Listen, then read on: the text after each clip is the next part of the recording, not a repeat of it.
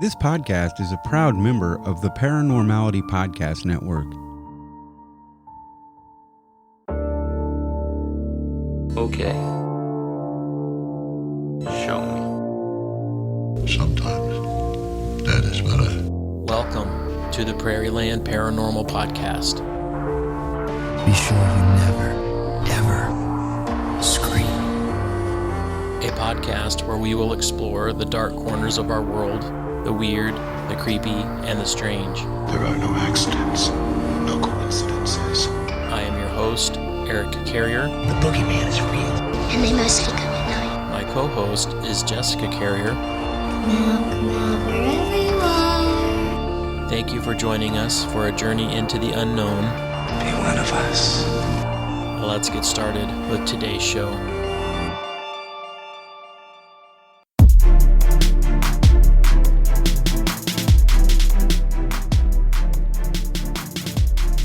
Hey guys, welcome to the podcast. This is the Prairie Land Paranormal Podcast, and I am your host, Eric Carrier. I'm here today with my wife and my co-host, Jessica Carrier. Jess, what's going on in your life today? Not much. There's a lot of snow outside, and it's very bright, but I'd rather have the bright than the foggy. Yes, Illinois, like most of the country right now, is blanketed in snow, and it is absolutely frigid outside. So It is freezing. nice to be inside. Jess, what do we have in store for our listeners today? Well, today we have part 2 of our Cursed Object series. We're calling it More Cursed Objects. Everyone seemed to really enjoy part 1, so we decided to do a part 2, and who knows? Considering this is a series, maybe we'll do a part 3, 4, 5, or 100. Do you think there's enough cursed items to do 100 shows? Probably not, but I bet we could do, let's say, 99. If you're a new listener and you're here for the first time, welcome. And don't worry, because we are absolutely not going to do 99 shows of cursed objects. If you've been around for a while, sorry, because we're absolutely going to do at least 98 shows of cursed objects. At least 98. Because cursed objects are wicked cool, and we know that you guys all love them. Jessica, how can these fine folks support our podcast? If you would like to support our podcast, there are a few ways you can do that. First, you could hit up our tip jar and leave us a small tip. This money is used to supply our staff with snacks. But Jess, you and I are the only staff. Yes, we need a steady supply of snacks. Yes, we do. Second, you can continue to share the show. Share it with your friends, share it with your family, and definitely share it with your weird friends who like shows like ours. Your recommendation means a lot. Third, you can continue to vote for us on the Paranormality Podcast Network Paranormal Top 25. We would love to be at the top of that list. You can vote 3 times each month at paranormalityradio.com. Definitely vote for us 3 times, because you're all faithful listeners, and we know that's exactly what you'll do. Do you know what else faithful listeners do? They come and they hang out with us on social media. We have accounts on Facebook, Twitter, Instagram, and YouTube, and we love to hang out with you guys there. So come and hang out. All of those accounts can be accessed through our website, which is www.prairielandparanormalpodcast.com. Anything else? Yes. Don't forget about the keyword contest that we are currently running with the Matrix Has You podcast and the Xander and Stone Science and Supernatural podcast. This is the last week to enter.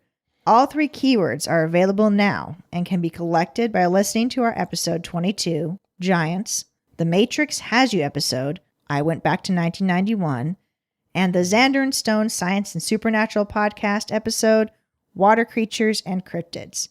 Submit these keywords to paranormalityradio.com by March 2nd, 2021 for a chance to win a $75 Amazon gift card. All right, anything else? Nope. All right, let's get on with today's show.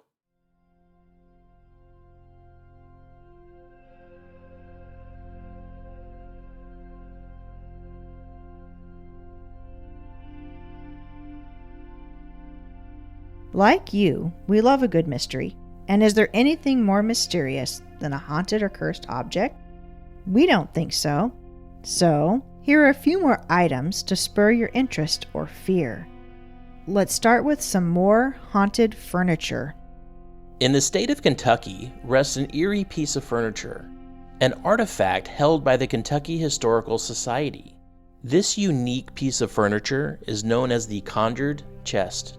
The story of the Conjured Chest is a story of family tragedy and misfortune. The story was first shared by Virginia Carey Hudson Cleveland in a letter to her daughter, Virginia Carey Hudson Maine. Mrs. Cleveland's grandmother, Eliza, told her the sad story. Eventually, Mrs. Maine's daughter published the story in a book entitled The Conjured Chest, A Cursed Family in Old Kentucky. The story states that the chest was made in Kentucky around 1830 and was brought to Meade County where the Graham family lived. Jeremiah Graham, excited about his firstborn child, ordered a hand-carved chest to be made by an enslaved man named Remus.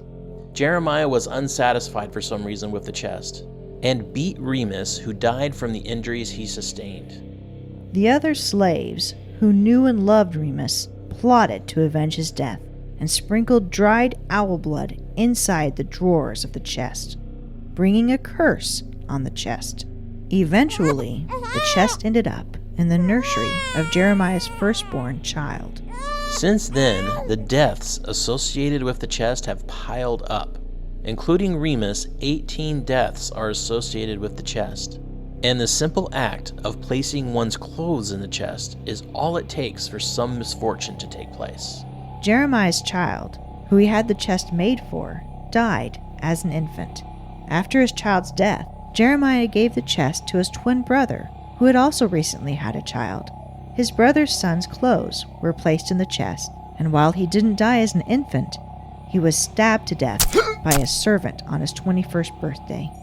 The men's sister-in-law, Amanda Winchell Graham, wife of Moses Graham, received the chest, but having no use for it, relegated the chest to the attic. Amanda Graham had compassion on an immigrant named John Ryan. John had immigrated from Ireland and eloped with her sister Catherine Winchell. Amanda arranged for them to live close by on land that belonged to the Grahams and gave the chest to them. Both Catherine and John used the chest. Catherine became ill and died, and John died in an accident on his way to New Orleans to find work. The lists of deaths continued. Another story of the deadly chest involves a young newlywed couple, Ernest Gregory and Stella Stonecipher. Stella put her wedding clothes in the chest, and she died within 2 years of her wedding. Unfortunately, the chest was no respecter of age or gender. Many children whose parents unknowingly placed their child's clothes in the chest died untimely deaths. Virginia, wearied by all the deaths associated with this chest, asked her lifelong maid, Sally, if she knew how to break a conjure. Together they completed the steps necessary to break the curse. Sally told Virginia to break the curse she needed a dead owl brought unasked by a friend. Then she had to take the leaves of a willow tree planted by a friend and boil them for a day in the sight of the owl. Next, she was to put the liquid in a jug and bury it with the handle facing east under a flowering bush. If it worked, one of the women would have to seal the deal with their life before all the leaves fell off the bush in the fall. Sally died the following September. Sally gave her life to reverse the curse. The owl feathers, even today, remain in the top drawer of the chest in an effort to keep the curse at bay.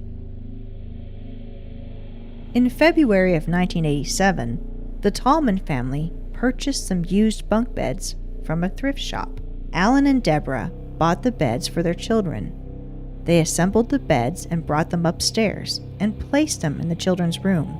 On the very first night the beds were placed in the children's room, things started to go south quickly. The children, who were generally healthy, started to become ill, and the radio in their room took on a life of its own. It would turn on and off by itself, and the radio dial would move by itself, switching channels. Alan and Deborah didn't believe the children's stories at first, but they soon started having experiences of their own. A few weeks later, Alan was painting the walls in the basement. When he went up for lunch, he placed the paintbrush on the table.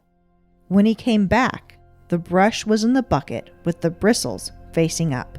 One time, when the youngest daughter was sleeping in the bunk bed, she said she saw a red-eyed witch behind the door. She also said she saw a fire in her room. A month later, Danny said he saw the same thing. The family, frightened and feeling like they were in a spiritual battle, brought in a pastor. He said he felt the presence of evil in the house and left a blessing on the home. Through your grace, O merciful Lord, bless and protect this house and those who live in it. He also told the family to strengthen themselves by attending church more. Unfortunately, the weird experiences didn't stop. Doors would open and shut, and disembodied voices called to them. A week before Christmas, Danny saw something so horrifying that he told his mother he wanted to leave. In frustration, Alan took things into his own hands and commanded the spirit to leave his house. He told them that if they were going to fight someone, they could fight him, but they better leave his children alone. On January 7th at 2 a.m., 3 weeks later, Alan came home after a late night shift. He heard an eerie howling sound outside the garage of his house and went to investigate. When he got a little closer, he heard a howl-like voice say to him, Come here. He followed the voice around the back of the house, but there was no one there. When he went back to the garage, to his alarm, the garage was on fire. He ran inside and grabbed the fire extinguisher, but when he came back to the garage, the fire was gone. Everything was undamaged, and there was no visible signs of fire. He went into the house, but when he went to reach for his lunch pail, it was thrown across the room. To protect his daughter, Alan started sleeping in his daughter's room at night. One night, a strange fog appeared around him. A voice called out of the fog, threatening him. It said, You're dead. Debbie called the pastor to come back and bless the home again. A few days later, Alan had to work late, so he asked a relative to come and watch over the girls. That night, the same horrible witch appeared again and screamed at the family. Debbie gathered everyone together and left the house, possibly forever. 2 weeks later, the Tallmans, tracing their experiences back to the beds, had them destroyed. After the beds were destroyed, the family moved back into their house and haven't had any more experiences. Sometimes, curses come from nature. One such curse is the curse of the Petrified Forest National Park. This park in Arizona exacts a curse on all those who take its rocks. The Petrified Forest is made up of the petrified remains of large trees and rich vegetation that used to cover Arizona more than 200 million years ago. As hard as it is to believe today, this area was a rich tropical wetland with streams and rivers. Various forms of prehistoric vegetation grew there, only to die and create a petrified graveland for tourists today. Petrified wood and other vegetation is a process of fossilization, where the actual organic matter of the vegetation is replaced by minerals like quartz. These minerals make a cast of the original organic material. People have been visiting the Petrified Forest since the mid-1800s. In the past, people would haul away wagons full of petrified items to be sold as keepsakes and souvenirs. In 1906, the forest was made a national monument, and it became illegal to take rock specimens from this area. Of course, just because something is illegal doesn't mean it doesn't happen. People wanting a little piece of history sometimes take small rocks home with them as souvenirs, only to find that misfortune follows them home, because taking an artifact from the Petrified Forest carries a curse. Park visitors have been reporting bad luck associated with the remnants of stolen petrified wood since the 1930s. For years, people wanting to break the curse and the misfortunes surrounding them send the rocks back with letters of confession. This happens so routinely that there is a room in the Rainbow Forest Museum that is dedicated to the curse and the thieves. This room is full of confessions and the tales of the tragedies that followed the lives of hundreds of people home after taking a rock. The stories are full of divorce, arrest, illness, and even death. Around the entrances to the park rest piles of rocks. These rocks are called conscience rocks. They are rocks returned to the park, but can't be put back in the park. The park is being used for archaeological, geological, and paleontological research, and rocks can't be put back randomly for fear they would be put out of scientific context and could distort the scientific investigations into the past. Therefore, the rocks are dropped off along the edges of the park where the thieves hope to make amends. Here are a few of the tales from some of those letters. To whom it may concern. While on vacation this summer, we toured through the beautiful Petrified Forest National Park. Upon leaving, my husband took these pieces enclosed with him as souvenirs. Now, after all the bad luck we have had, I am returning them where they belong. Upon returning home, we first found out that my stepmother had kidney failure, then our dog died, our central air conditioning went out, and our freezer. I had a really close call in having a bad auto accident. Our truck broke down, needing major repairs. Our cat was killed last night close to home, and a gas well blew out a cap, causing us to be evacuated from our home for a while. So please take these pieces back before we have any more bad luck and accept our deepest apologies. Thanks. Name withheld. And this one. I took these stones when I was there in August on vacation, and since I've been home, as of this day, I have had nothing but bad luck. 1. I brought a beautiful vase from Mexico and my daughter broke it. 2. A couple of weeks later, my dog was killed instantly by an automobile. 3. I just found out my sister-in-law is dying of leukemia. And 4. Now my cat was just killed by the dogs next door. So take this petrified wood or stone or whatever you call it and keep the bad luck there. I was fine until I brought them into my home. There are other parks that also have reported curses associated with them. Australia's Uluru-Kata-Junta National Park is visited by over 300,000 people a year. The large Uluru rocks are famous and bring wonder to those who come to view these red rock formations. It's no wonder people want to bring a piece of home with them, but the rocks belong where they were formed, and bringing them home only brings pain and misfortune. Almost every day, the Anagu, who are the Aboriginal guardians to the Uluru land, receive parcels of returned rocks, seeds, twigs, sand, and pebbles, along with letters begging for these articles to be returned and for forgiveness to be granted. Returning these rocks in most cases is not possible. Different rock formations have specific sacred rites, and it would be detrimental to return a rock from one revered site to the next. Because of this, most rocks are returned to a creek bed outside the cultural center. The Anagu people do not acknowledge a curse on their sacred rocks, but do say that these rocks belong at Uluru, and not in the homes or pockets of visitors. The Chirpa, or Anagu law governing life and land, states that there are consequences for disobeying the law of the land, and when visitors take part of the land with them, they are disrespecting the laws. It is good to send the rocks back with an apology, but the Anagu ask people to please not take anything else from Uluru. It is alright to take a photo, but when you take a piece of the land, it becomes a burden to the Anagu people when they have to be brought back. There are other places around the globe that have supposedly cursed rocks. There are the cursed rocks of Iceland and Hawaii's Pele's curse, which can cause misfortune to those who steal the lava rocks, pumice stone, or sand. When it comes to cursed rocks, you also need to consider cursed gems.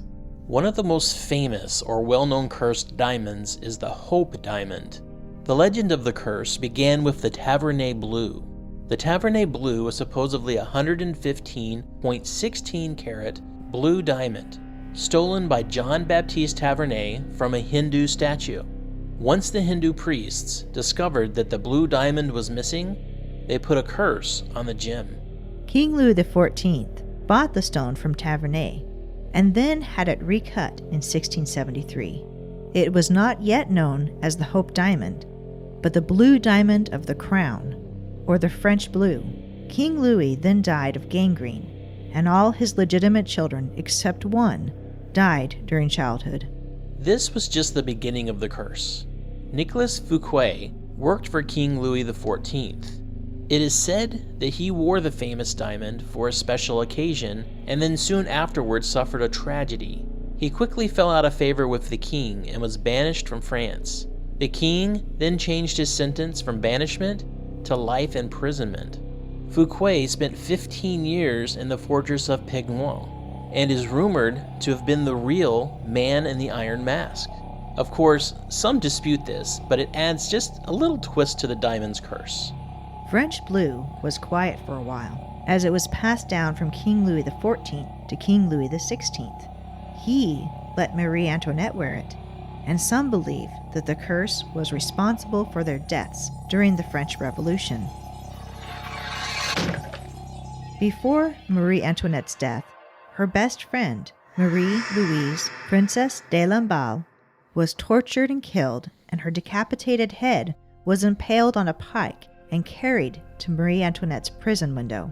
This was another death that some claim is the responsibility of the curse.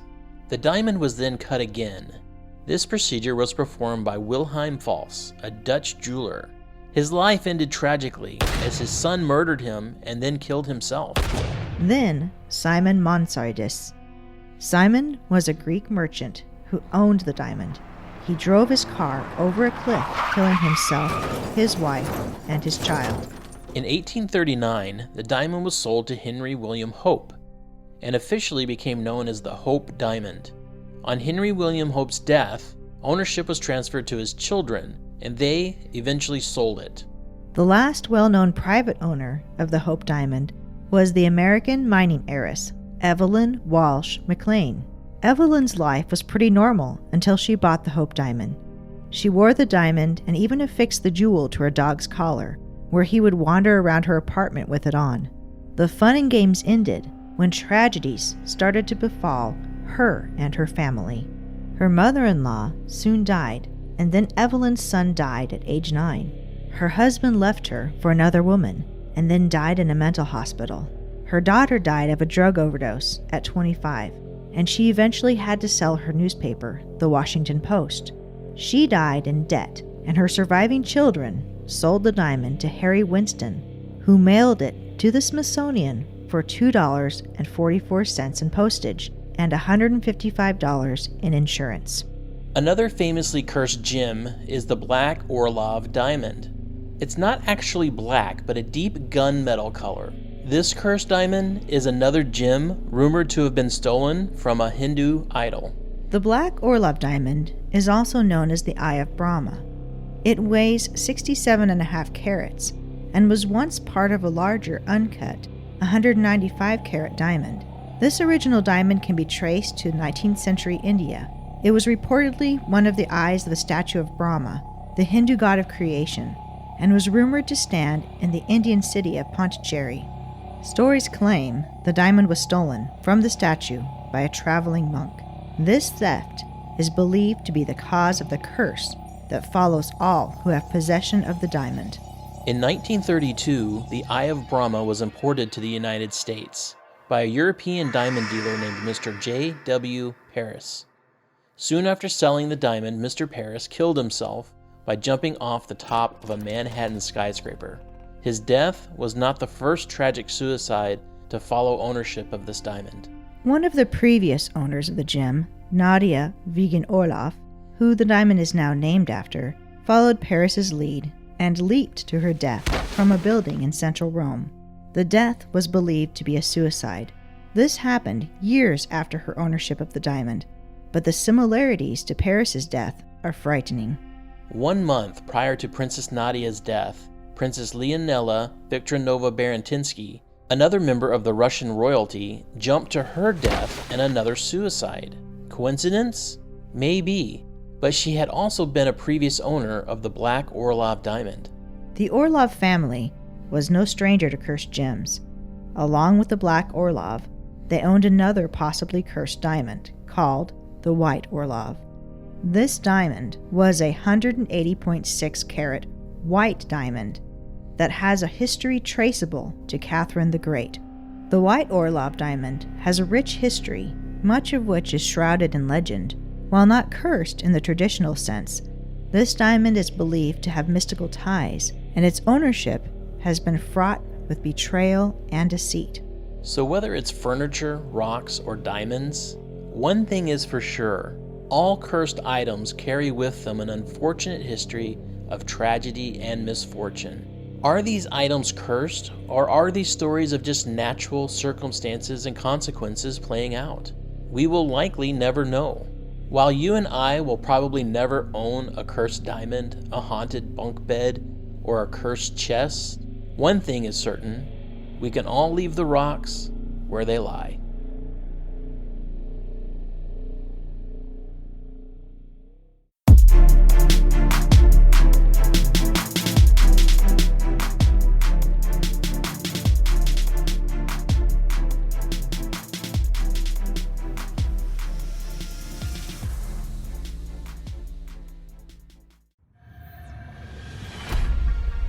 The Jersey Devil, Wendigo, The Gates of Hell, Bloody Mary, The Vanishing Hitchhiker, The Licking Hand, The Hook-Handed Killer, The Lady in White, The Killer in the Back Seat, Pop Rocks and Diet Soda. We've all heard the stories around the campfire or water cooler. We've all shared the legends with hushed whispers or nervous laughter. But do we really know the truth? Do we really know what goes bump in the night? Do we want to? I'm Micah. And I'm Amanda. And together, every Friday night, we bring you a brand new, no-holds-barred glimpse at an urban legend from right in your backyard. The Great American Urban Legend Podcast is raw and it is real. It is well written, expertly produced, and as informative as it is irreverent. If you're looking for a podcast that is authentic, frightful, and funny, you found it. Whether you want to hear about ancient pagan religions, the Norse pantheon, or Greek mythology, we've got you covered. If you are at all curious or interested in the macabre, superstitions, cryptid, or crime, you've come to the right place. Join us every Friday night at 9 p.m. for another harrowing and hilarious dive into the infinite abyss at the Great American Urban Legend.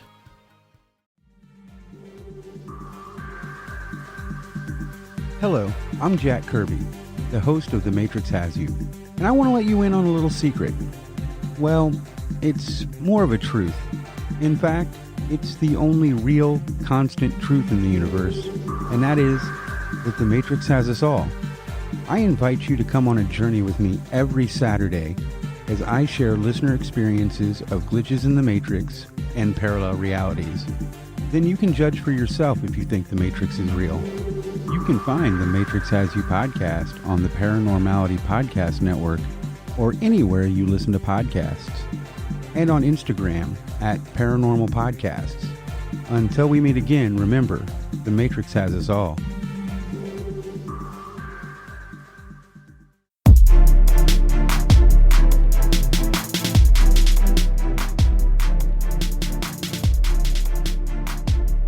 Alright, Jess, so that was part 2 of our Cursed Object series. What do you think about those stories? You know, they were definitely creepy. I'd say just as creepy as from the first series. Yes, definitely. These items are all super weird and definitely creepy. I think the scariest for me was the bunk beds. I guess just because my children have bunk beds, so I wouldn't have a problem going to, a garage sale and picking up some bunk beds. But now I think about it differently. Yeah, definitely. I think the thing that creeped me out about that story the most is that it just seems like a very unsuspecting item. No one would think twice about bringing used bunk beds into their house usually. Exactly. It's not like a priceless diamond that's, passed down from family members that weird things happen, or a chest that's made by someone who's killed. It's just something that no one even considers to be scary. I would be very interested in learning the story about how those bunk beds got cursed. Yeah, that'd be interesting.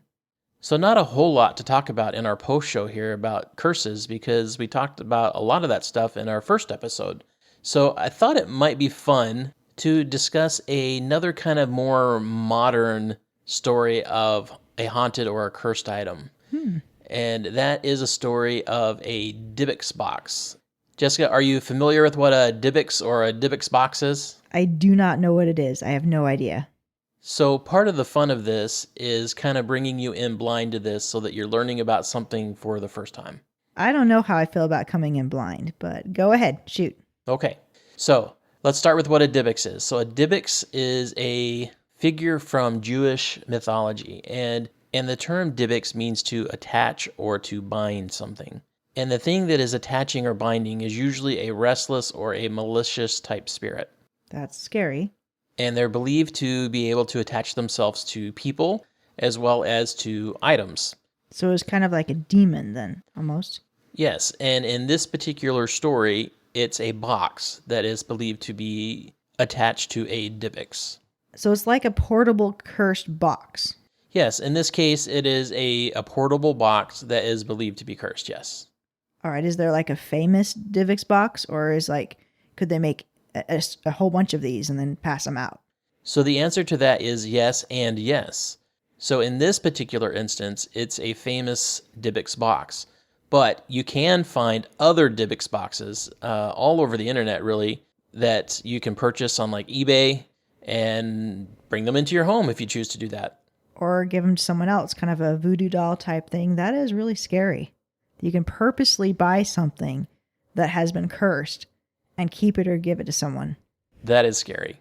So don't do that, please. Don't look that up and give it to someone.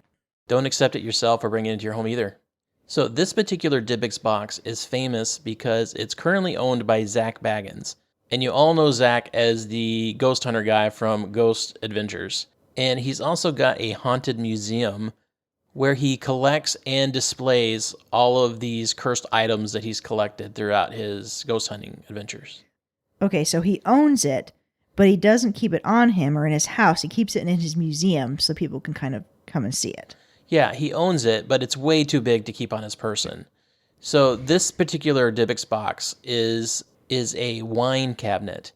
And so it literally looks like a kitchen cabinet. It's got doors on the front and it's got a drawer on the bottom of it.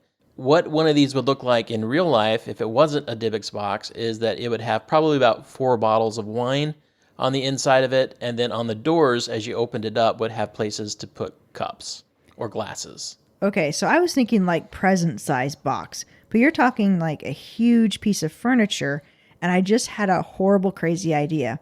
What if the bunk beds were a Dybbuk box? Okay, so this is not a huge piece of furniture, so we need to clear that up. This is a small cabinet, like the size of a kitchen cabinet. So like 2 or 3 feet by 2 or 3 feet? What are we talking here? Well, if you want exact dimensions, it's 12.5 inches times 7.5 inches times 16.25 inches. Okay. So about the size of a regular kitchen cabinet. All right. And the idea of the bunk beds being a Dybbuk box, not a box because it's not a box, but I mean, it could be a item that is certainly attached to a spirit like a Dybbuk. Mm-hmm. And yeah, that's kind of scary.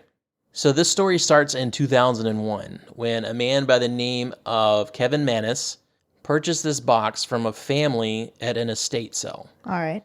And after he purchased the item, he was approached by the granddaughter and told a history about the box.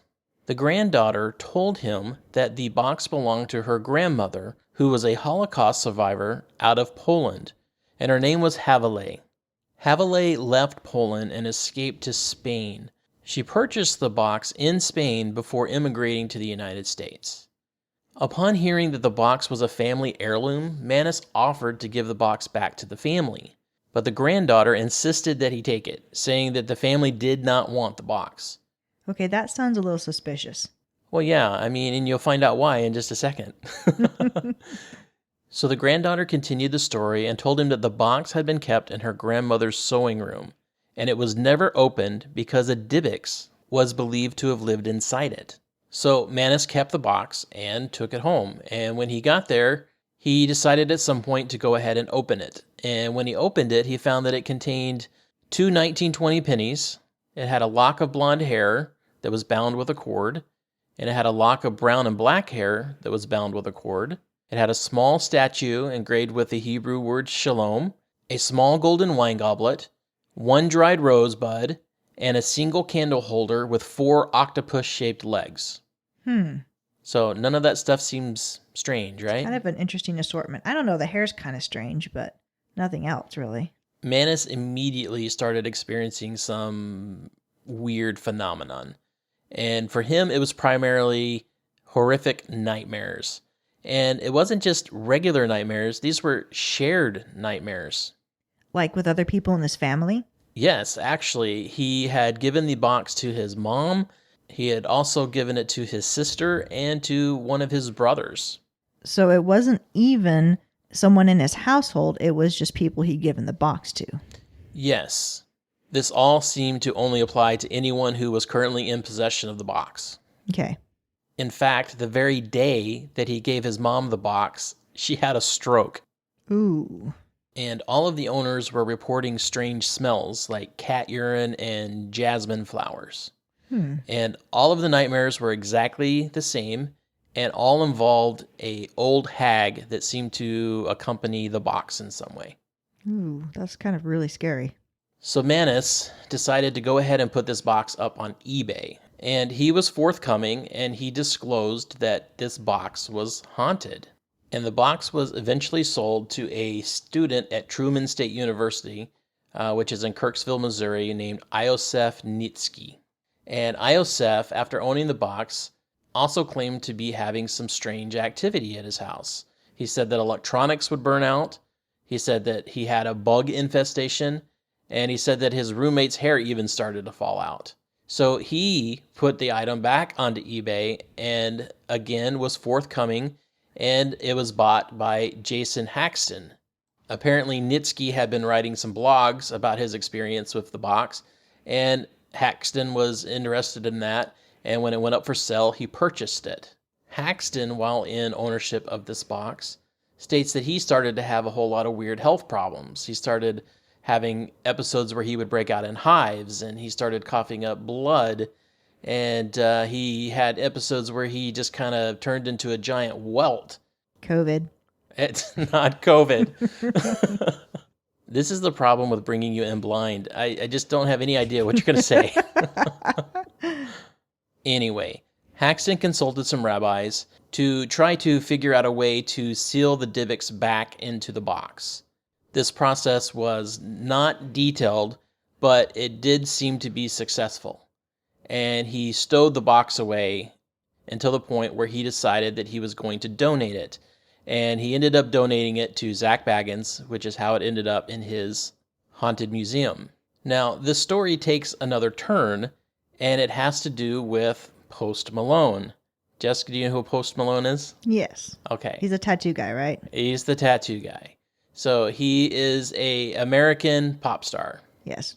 Well, he was hanging out with Zach at his haunted museum, and Zach decided to take the glass off of the display that the Dybbuk Box was kept in, and he put his hand on it. And according to Baggins, when he touched the box, he became visibly freaked out. And when he did this, Post Malone reached over and put his hand on Zach's shoulder to kind of steady him. So no direct contact between Post Malone and the Dybbuk Box. So Zach is touching the box, and Post Malone is touching Zach. So Zach's like the conduit.